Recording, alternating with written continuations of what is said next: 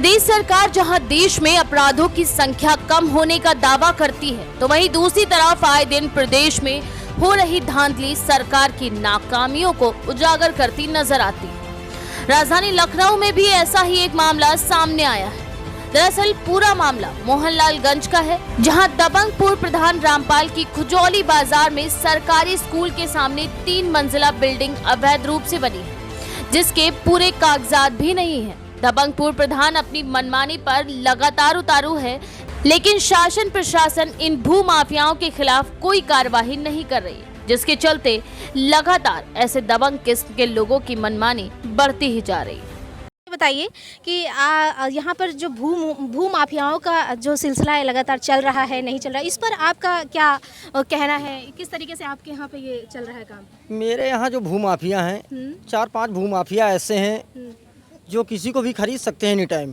अच्छा। यहाँ पे भू माफिया जो रामपाल है, एक बिल्डिंग बना रखी है बाजार की ज़मीन पे, और इसकी स्कूल के सामने ज़मीन है, जो उस ज़मीन का जो बैनामा इसने कराया था पहले जब प्रधान थे ये धन्नो के नाम से, जबकि इनकी औरत का नाम जनक दुलारी है। क्योंकि देखा जाए तो जनक दुलारी जो है नाम से चुनाव लड़ा है और धन्नो कैसे हो गई।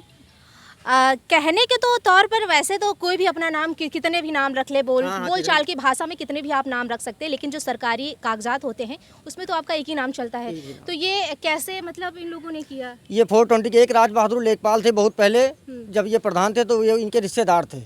उसी में इन्होंने धन्नो के नाम से ज़मीन करवा के तब जाके ये ज़मीन बेच डाली थी। अब उसी का मुकदमा मैं लड़ रहा हूँ। और दूसरे हमारे एक हैं साजन रावत।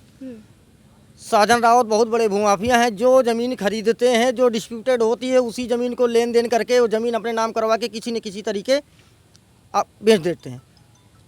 और एक शंकर रावत है जो ग्राम समाज की ज़मीन पर जो रोड बना डाली है। मैंने लेखपाल से शिकायत की, SDM साहब से शिकायत की, लेकिन आज तक वो रोड हटाई नहीं गई है।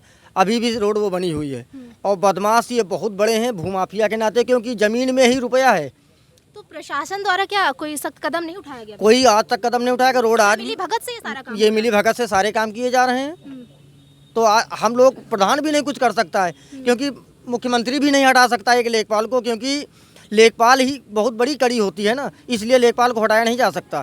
क्योंकि मैंने देखा है, कई बार देखा है ऐसा कि ये जो कदम उठाए जा रहे हैं भूमाफियाओं के, ये राजस्व के लोग ही इन लोगों को बढ़ावा दे रहे हैं, अन्यथा ये कदम नहीं उठ सकता। साजन रावत एक रोड पे ज़मीन खरीद रखी है, एक गांव के अंदर ज़मीन खरीद रखी है, एक उससे आगे खरीद रखी, सारी की सारी ज़मीनें डिस्प्यूटेड हैं। मैंने एक ज़मीन अभी बनवा रहे थे, मैंने उसको रोक दिया। वो ज़मीन अभी रुकी पड़ी है, और देखो किस तरीके बंदर बांट करके ये बनवाते हैं या नहीं बनवाते हैं। फिर भी मैं उसको जहाँ तक हमसे प्रयास चलेगा वहाँ पर इसको रुकवाने का मैं प्रयास करूँगा। चलिए, धन्यवाद आपका। हमारे चैनल से जुड़े रहने के लिए सब्सक्राइब करें, लाइक करें, शेयर करें और बेल आइकन को प्रेस करना ना भूलें।